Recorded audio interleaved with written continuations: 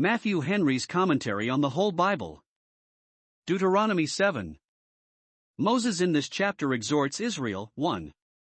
In general, to keep God's commandments, verses 11 and 12. 2. In particular, and in order to that, to keep themselves pure from all communion with idolaters. 1. They must utterly destroy the 7 devoted nations, and not spare them, or make leagues with them, verses 1, 2, 16 and 24. 2. They must by no means marry with the remainders of them, verses 3 and 4. 3. They must deface and consume their altars and images, and not so much as take the silver and gold of them to their own use, verses 5, 25 and 26. To enforce this charge, he shows that they were bound to do so. 1. In duty. Considering 1. Their election to God, verse 6. 2. The reason of that election, verses 7 and 8. 3. The terms they stood upon with God, verses 9 and 10. 2. In interest. It is here promised, 1. In general that, if they would serve God, He would bless and prosper them, version 12 to 15. 2. In particular, that if they would drive out the nations, that they might not be a temptation to them, God would drive them out, that they should not be any vexation to them, verse 17, etc. A caution against idolatry, 1451 BC. 1. When the Lord thy God shall bring thee into the land whither thou goest to possess it, and hath cast out many nations before thee, the Hittites, and the Girgashites, and the Amorites, and the Canaanites, and the Perizzites, and the Hivites, and the Jebusites, 7 nations greater and mightier than thou. 2. And when the Lord thy God shall deliver them before thee, thou shalt smite them, and utterly destroy them, thou shalt make no covenant with them, nor show mercy unto them. 3. Neither shalt thou make marriages with them, thy daughter thou shalt not give unto his son, nor his daughter shalt thou take unto thy son. For they will turn away thy son from following me, that they may serve other gods, so will the anger of the Lord be kindled against you, and destroy thee suddenly. 5. But thus shall ye deal with them, ye shall destroy their altars, and break down their images, and cut down their groves, and burn their graven images with fire. 6. For thou art a holy people unto the Lord thy God. The Lord thy God hath chosen thee to be a special people unto himself, above all people that are upon the face of the earth. 7. The Lord did not set his love upon you, nor choose you, because ye were more in number than any people, for ye were the fewest of all people. 8. But because the Lord loved you, and because he would keep the oath which he had sworn unto your fathers, hath the Lord brought you out with a mighty hand, and redeemed you out of the house of bondmen, from the hand of Pharaoh king of Egypt. 9. Know therefore that the Lord thy God, he is God, the faithful God, which keepeth covenant and mercy with them that love him, and keep his commandments to 1,000 generations. 10. And repayeth them that hate him to their face, to destroy them. He will not be slack to him that hateth him, he will repay him to his face. 11. Thou shalt therefore keep the commandments, and the statutes, and the judgments which I command thee this day, to do them. Here is 1. A very strict caution against all friendship and fellowship with idols and idolaters. Those that are taken into communion with God must have no communication with the unfruitful works of darkness. These things they are charged about for the preventing of this snare now before them. 1. They must show them no mercy, verses 1 and 2. Bloody work is here appointed them, and yet it is God's work, and good work, and in its time and place needful, acceptable, and honorable. 1. God here engages to do his part. It is spoken of as a thing taken for granted that God would bring them into the land of promise, that he would cast out the nations before them, who were the present occupants of that land. No room was left to doubt of that. His power is irresistible, and therefore he can do it. His promise is inviolable, and therefore he will do it. Now 1. These devoted nations are here named and numbered, verse 1, 7 in all, and 7 to 1 are great odds. They are specified, that Israel might know the bounds and limits of their commission. Hitherto their severity must come, but no further, nor must they, under color of this commission, kill all that came in their way. No, here must its waves be stayed. The confining of this commission to the nations here mentioned plainly intimates that after ages were not to draw this into a precedent. This will not serve to justify those barbarous laws which give no quarter. How agreeable soever this method might be, when God himself prescribed it, to that dispensation under which such multitudes of beasts were killed and burned in sacrifice, now that all sacrifices of atonement are perfected in, and superseded by, the great propitiation made by the blood of Christ, human blood has become perhaps more precious than it was, and those that have most power yet must not be prodigal of it. 2. They are hereon to be greater and mightier than Israel. They had been long rooted in this land, to which Israel came strangers. They were more numerous, had men much more bulky and more expert in war than Israel had, yet all this shall not prevent their being cast out before Israel. The strength of Israel's enemies magnifies the power of Israel's God, who will certainly be too hard for them. 2. He engages them to do their part. Thou shalt smite them, and utterly destroy them. Verse 2. If God cast them out, Israel must not take them in, no, not as tenants, nor tributaries, nor servants. Not covenant of any kind must be made with them, no mercy must be shown them. This severity was appointed, 1. By way of punishment for the wickedness they and their fathers had been guilty of. The iniquity of the Amorites was now full, and the longer it had been in the filling the sorer was the vengeance when it came at last. 2. In order to prevent the mischiefs they would do to God's Israel, if they were left alive. The people of these abominations must not be mingled with the holy seed, lest they corrupt them. Better that all these lives should be lost from the earth than that religion and the true worship of God should be lost in Israel. Thus we must deal with our lusts that was against our souls. God has delivered them into our hands by that promise. Sin shall not have dominion over you, unless it be your own faults. Let not us them make covenants with them, nor show them any mercy, but mortify and crucify them, and utterly destroy them. 2. They must make no marriages with those of them that escaped the sword. Verses 3 and 4. The families of the Canaanites were ancient, and it is probable that some of them were called honorable, which might be a temptation to the Israelites, especially those of them that were of least note in their tribes, to court an alliance with them, to ennoble their blood, and the rather because their acquaintance with the country might be serviceable to them in the improvement of it. But religion, and the fear of God, must overrule all these considerations. To intermarry with them was therefore unlawful, because it was dangerous.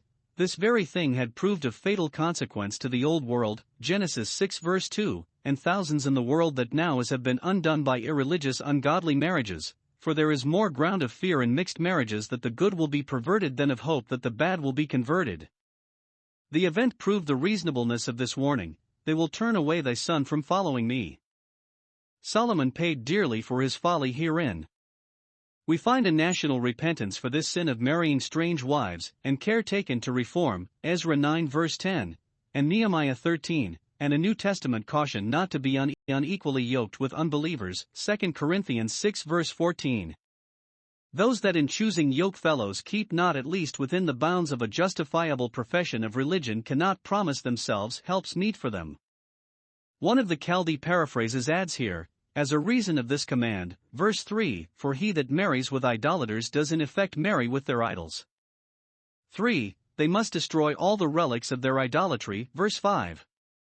Their altars and pillars, their groves and graven images, all must be destroyed, both in a holy indignation against idolatry and to prevent infection. This command was given before, Exodus 23 verse 24, Exodus 34 verse 13. A great deal of good work of this kind was done by the people, in their pious zeal, 2 Chronicles 31 verse 1, and by good Josiah, 2 Chronicles 34 verses 3 and 7, and with this may be compared the burning of the conjuring books, Acts 19 verse 19. 2. Here are very good reasons to enforce this caution. 1. The choice which God had made of this people for his own, verse 6. There was such a covenant and communion established between God and Israel, as was not between him and any other people in the world. Shall they by their idolatries dishonor him who had thus honored them? Shall they slight him who had thus testified his kindness for them? Shall they put themselves upon the level with other people, when God had thus dignified and advanced them above all people? Had God taken them to be a special people to him, and no other but them, and will not they take God to be a special God to them, and no other but him? 2. The freeness of that grace which made this choice. 1. There was nothing in them to recommend or entitle them to this favor. In multitude of the people is the king's honor, Proverbs 14 verse 28. But their number was inconsiderable, they were only 70 souls when they went down into Egypt, and, though greatly increased there, yet there were many other nations more numerous, you were the fewest of all people. Verse 7. The author of the Jerusalem Targum passes too great a compliment upon his nation in his reading this, you are humble in spirit, and meek above all people, quite contrary, they were rather stiff-necked and ill-natured above all people. 2. God fetched the reason of it purely from himself. v. 8. 1. He loved you because he would love you. Even so, Father, because it seemed good in thy eyes. All that God loves he loves freely, Hosea 14 verse 4. Those that perish perish by their own merits, but all that are saved by prerogative. 2. He has done his work because he would keep his word. He has brought you out of Egypt in pursuance of the oath sworn to your fathers. Nothing in them, or done by them, did or could make God a debtor to them, but he had made himself a debtor to his own promise, which he would perform notwithstanding their unworthiness. 3. The tenor of the covenant into which they were taken, it was in short this, that as they were to God so God would be to them. They should certainly find him. 1.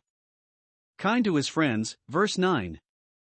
The Lord thy God is not like the gods of the nations, the creatures of fancy, subjects fit enough for loose poetry, but no proper objects of serious devotion. No, he is God, God indeed, God alone, the faithful God, able and ready not only to fulfill his own promises, but to answer all the just expectations of his worshippers, and he will certainly keep covenant and mercy, that is, show mercy according to covenant, to those that love him, and keep his commandments, and in vain do we pretend to love him if we do not make conscience of his commandments, and this, as is here added for the explication of the promise in the second commandment, not only to thousands of persons, but to thousands of generations. So inexhaustible is the fountain, so constant are the streams. 2.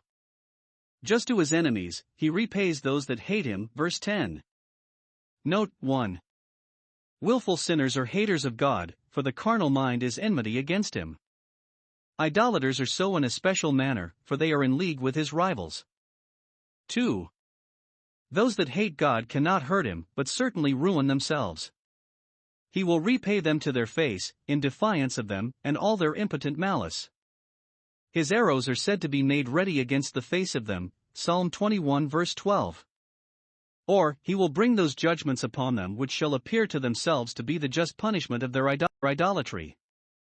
Compare Job 21 verse 19, he rewardeth him, and he shall know it.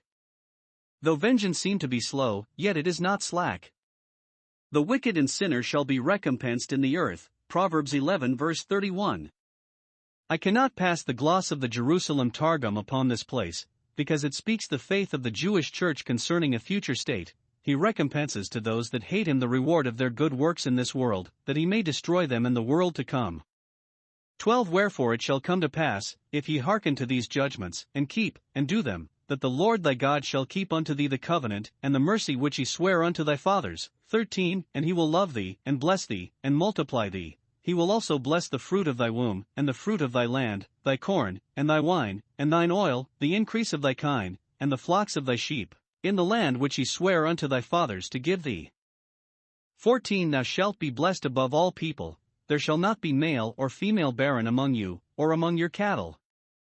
15. And the Lord will take away from thee all sickness, and will put none of the evil diseases of Egypt, which thou knowest, upon thee, but will lay them upon all them that hate thee. 16. And thou shalt consume all the people which the Lord thy God shall deliver thee, thine eye shall have no pity upon them, neither shalt thou serve their gods, for that will be a snare unto thee. 17. If thou shalt say in thine heart, these nations are more than I, how can I dispossess them? 18. Thou shalt not be afraid of them, but shalt well remember what the Lord thy God did unto Pharaoh, and unto all Egypt.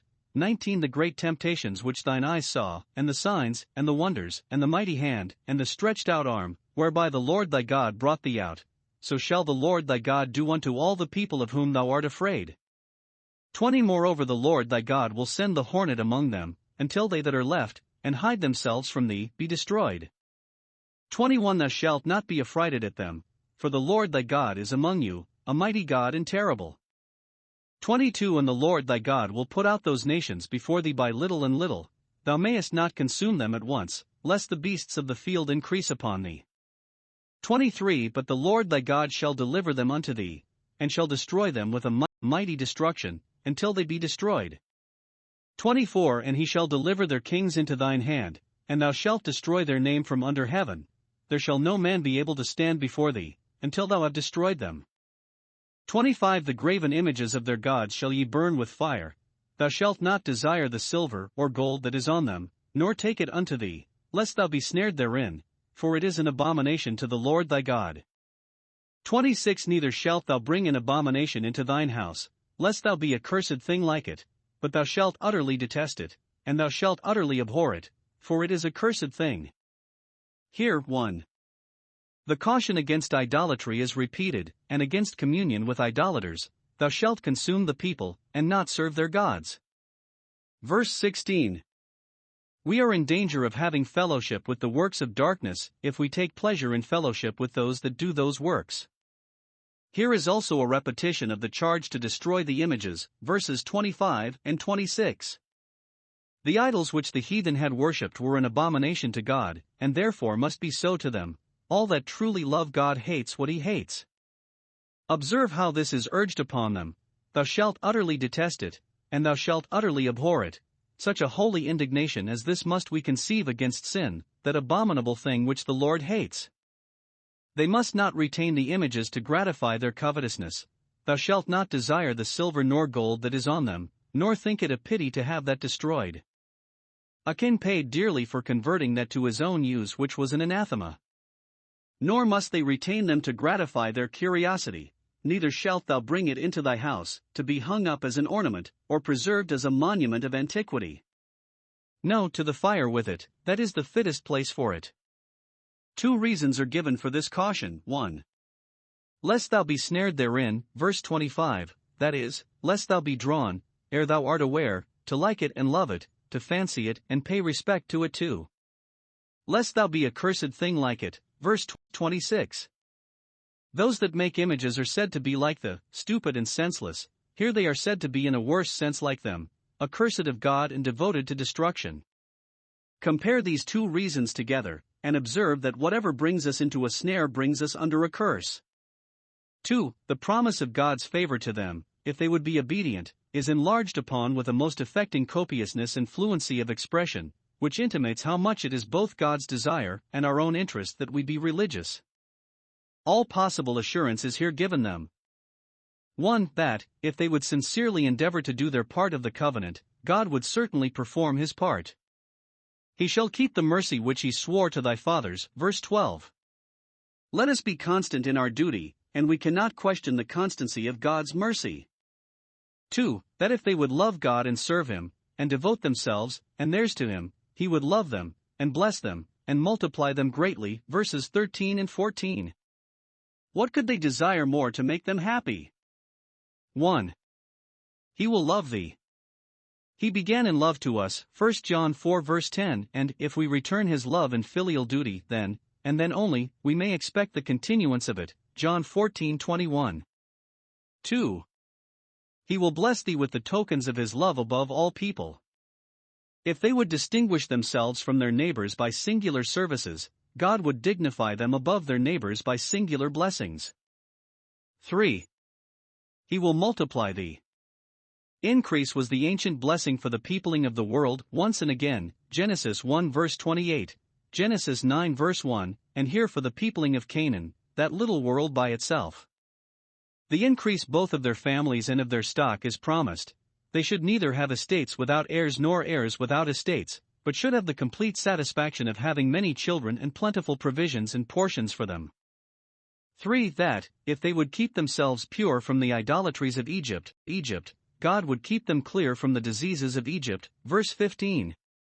It seems to refer not only to those plagues of Egypt by the force of which they were delivered, but to some other epidemical country disease, as we call it, which they remembered the prevalency of among the Egyptians, and by which God had chastised them for their national sins. Diseases are God's servants, they go where he sends them, and do what he bids them. It is therefore good for the health of our bodies to mortify the sin of our souls. For that, if they would cut off the devoted nations, they should cut them off, and none should be able to stand before them. Their duty in this matter would itself be their advantage. Thou shalt consume all the people which the Lord thy God shall deliver thee. This is the precept, verse 16. And the Lord thy God shall deliver them unto thee, and shall destroy them. This is the promise, verse 23. Thus we are commanded not to let sin reign, not to indulge ourselves in it nor give countenance to it, but to hate it and strive against it. And then God has promised that sin shall not have dominion over us, Romans 6 verses 12 and 14, but that we shall be more than conquerors over it. The difficulty and doubtfulness of the conquest of Canaan having been a stone of stumbling to their fathers, Moses here animates them against those things which were most likely to discourage them, bidding them not to be afraid of them, verse 18, and again, verse 21. 1. Let them not be disheartened by the number and strength of their enemies, say not, they are more than I, how can I dispossess them? Verse 17. We are apt to think that the most numerous must needs be victorious, but, to fortify Israel against this temptation, Moses reminds them of the destruction of Pharaoh and all the power of Egypt, verses 18 and 19. They had seen the great temptations, or miracles, so the Chaldee reads it, the signs and wonders, wherewith God had brought them out of Egypt, in order to his bringing them into Canaan, and thence might easily infer that God could dispossess the Canaanites, who, though formidable enough, had not such advantages against Israel as the Egyptians had. He that had done the greater could do the less, and that he would dispossess them, otherwise his bringing Israel out of Egypt had been no kindness to them. He that begun would finish. Thou shalt therefore well remember this, verse 18. The word and works of God are well remembered when they are improved as helps to our faith and obedience. That is well laid up which is ready to us when we have occasion to use it. 2. Let them not be disheartened by the weakness and deficiency of their own forces, for God will send them in auxiliary troops of hornets, or wasps, as some read it, verse 20, probably larger than ordinary, which would so terrify and molest their enemies, and perhaps be the death of many to them, that their most numerous armies would become an easy prey to Israel. God plagued the Egyptians with flies, but the Canaanites with hornets. Those who take not warning by less judgments on others may expect greater on themselves. But the great encouragement of Israel was that they had God among them, a mighty God and terrible, verse 21. And if God be for us, if God be with us, we need not fear the power of any creature against us. 3. Let them not be disheartened by the slow progress of their arms, nor think that the Canaanites would never be subdued if they were not expelled the first year. No, they must be put out by little and little, and not all at once, verse 22. Note, we must not think that, because the deliverance of the church and the destruction of its enemies are not effected immediately, therefore they will never be effected. God will do his own work in his own method and time, and we may be sure that they are always the best. Thus corruption is driven out of the hearts of believers by little and little. The work of sanctification is carried on gradually, but that judgment will at length be brought forth into a complete victory. The reason here given, as before, Exodus 23 verses 29 and 30 is, lest the beast of the field increase upon thee.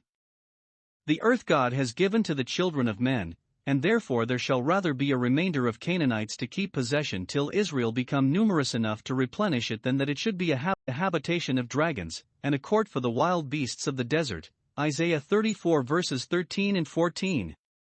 Yet God could have prevented this mischief from the beasts, Leviticus 26 verse 6. But pride and security and other sins that are the common effects of a settled prosperity, were enemies more dangerous than the beasts of the field, and these would be apt to increase upon them. See Judges 3 verses 1 and 4.